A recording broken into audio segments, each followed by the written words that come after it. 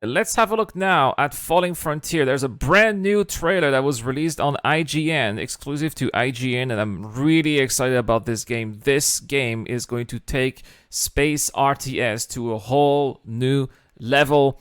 Originally, it was supposed to be some kind of RTS sandbox where you would create your own star system and choose the parameters and then play as one of the factions and just try to make the best out of the parameters that would have been set up. But eventually, Todd Darcy, the solo developer of Falling Frontier, decided to add a solo campaign as well, a request that was made by quite a lot of his followers, and one of the reasons why the game was eventually delayed. I think that this was the right move to do, because solo campaigns do add some extra hours of playability and maybe replayability if there are ways to branch out the campaign based on the choices that you make. I don't know if that's going to be the case or not.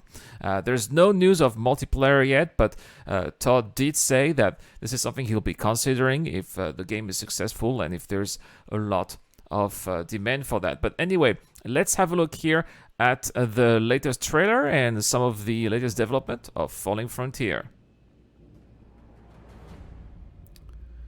I absolutely love the creepy ambience, very dusty in those asteroid fields, making you forcing you basically to use some of your ships to recon and see what is available, of the presence of enemies that you would not necessarily detect, or the presence of resources that you would not have previously found. That is also going to be very important, because your ships, they're not going to be able to scan anything in this kind of environment.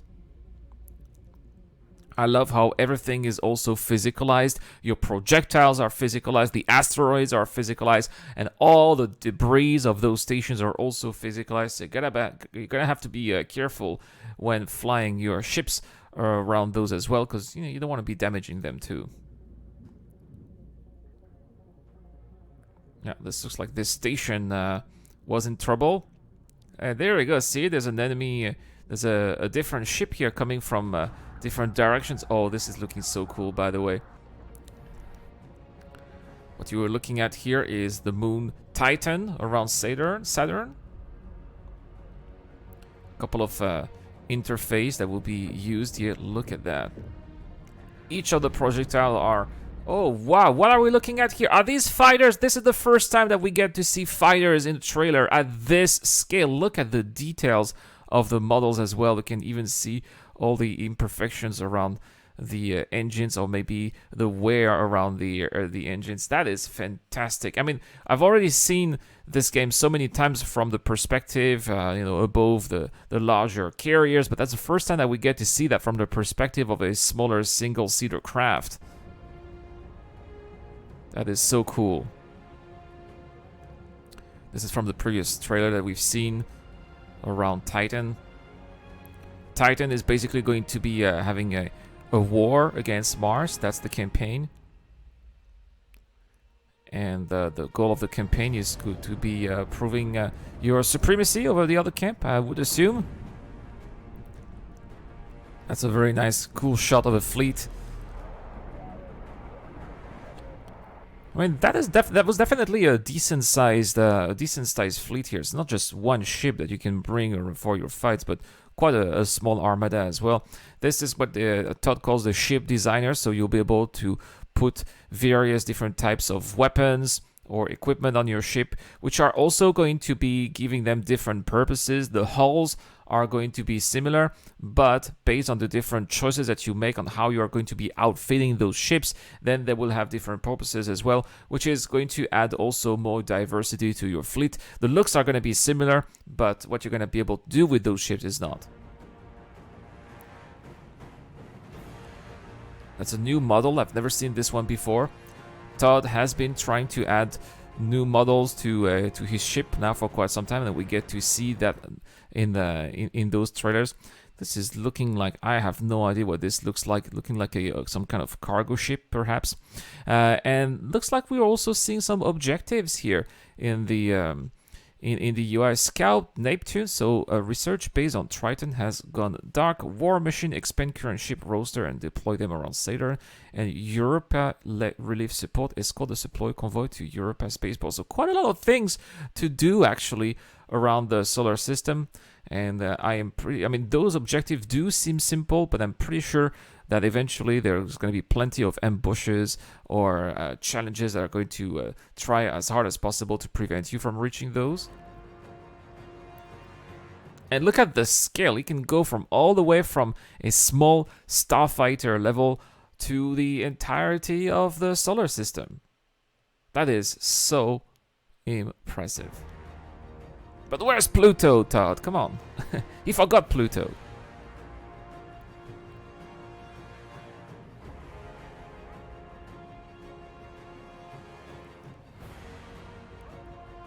That is so awesome. This is Mars. I think that this is the first time. Isn't it the first time?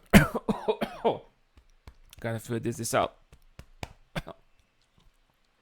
Isn't it the first time that we actually get to see Mars in Falling Frontier? Because so far we've only seen Titan, but that's definitely Mars here. A very nice representation of Mars. Unfortunately, Mars doesn't look like it has been terraformed. I guess that maybe it's a little bit too early in the time scale of Falling Frontier, or maybe they failed. I would love to see also what happened to Mars's terraformation. Todd, give us some lore, give us some background, please, on that. Scanning here. Looks like we can see what's happening around a certain area if we scan. Yeah, look at that. We even have little moons of Mars here. Are these cities or maybe explosions?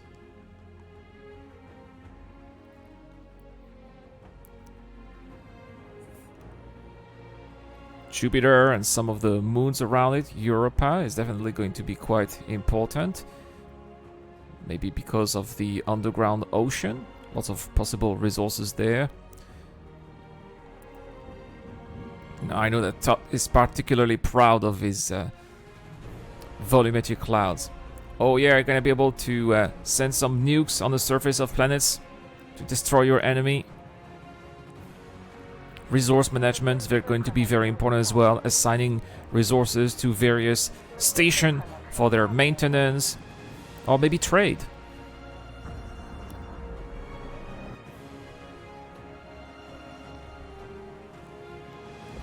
More different ship designs. I absolutely love the sound as well. The sound is very dramatic in Falling Frontier. I think that this is the first time that we get to see some kind of medium type of ship here. Let's have a look here at this one. Oh, let me stop it again here. I've never seen this design before. Usually we get to see some of the larger carrier or destroyers. This is more like a medium type gunboat. So another new type of ship here in Falling Frontier revealed by the trailer. Good job for the model here, Todd. That's awesome. There we go, guys. Falling Frontier coming this year normally, if there are no more delays. I am so excited. I am so hyped about Falling Frontier, and you can definitely be sure that I will be covering this game on the channel. We'll have some live streams, play sessions.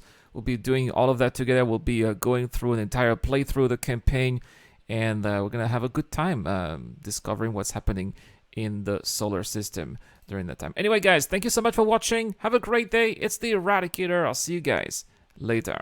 A huge shout out to everyone who's been helping me out on Patreon and via the YouTube Joint Membership program. Creating content on YouTube involves continuous circles of ups and downs, and it is when we are the lower parts of the curve that your help really motivates me to keep on going. Your contribution really does make a difference, which is why in return I try to give back by offering backers access to my private Discord channel, automatic access to exclusive giveaways, or answering your questions during the show. You can help me out with as little as $1 a month, and any help is greatly appreciated. Thank you very much for watching again. This is the Eradicator. I'll see you guys later.